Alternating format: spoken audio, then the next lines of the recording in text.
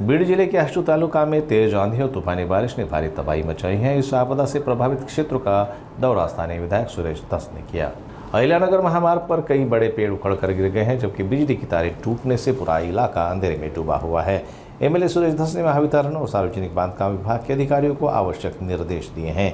उन्होंने नुकसान झेल रहे किसानों से अपील की है कि वे तहसील प्रशासन को नुकसान की जानकारी दे, ताकि सरकार की तरफ से उन्हें उचित मदद मिल सके। तेंडगे वस्ती तहत पिंपरी आष्टी या ठिकाणी मी स्वतः पाहणी केलेली आहे। लिंबू, त्याच्यानंतर आंबा, त्याच्यानंतर उन्हाळी मका, त्याच्यानंतर कांदा आणि आंब्याच्या झाडाचं प्रचंड मोठ्या प्रमाणावरती या ठिकाणी नुकसान झालेलं आहे। वाऱ्याचा वेग एवढ्या मोठ्या प्रमाणावरती होता की मला वाटतं हे सुदैवानं फक्त मनुष्यहानी झालेली नाही, घराचं मोठ्या प्रमाणावरती नुकसान झालेलं आहे। शेतीच्या गुरांच्या जनावरांच्या गोठ्याचं सुद्धा मोठ्या प्रमाणावरती नुकसान झालंय।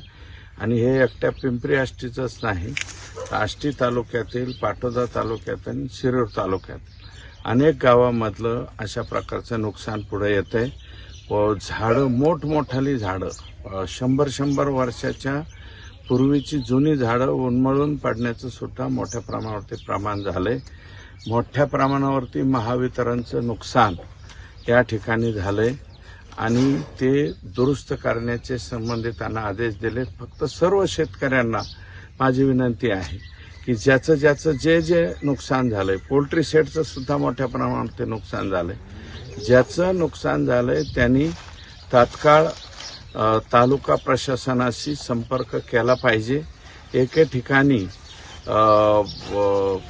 लांडग्यानं 6 शेळ्या खाल्ल्याचं सुद्धा या ठिकाणी कानावर आलंय, पिंपळसुटी सारख्या छोट्या गावामध्ये।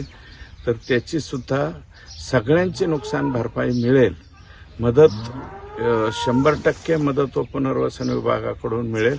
फक्त आपलं जे नुकसान झालेलं आहे ते ग्रुपवरती टाकावं किंवा त्याचा जो आहे तो अँगल फोटो का काय म्हणतात तो फोटो काढून निश्चितपणे आमचा कृषी सहाय्यक, तलाठी, त्याच्यानंतर ग्रामसेवक आणि BNCचे अधिकारी, कारण याच्यामध्ये घराच्या पडझडीचं, त्याच्यानंतर कांद्याच्या शेडचं आणि गोठ्याचं मोठ्या प्रमाणावरती नुकसान झालेलं आहे।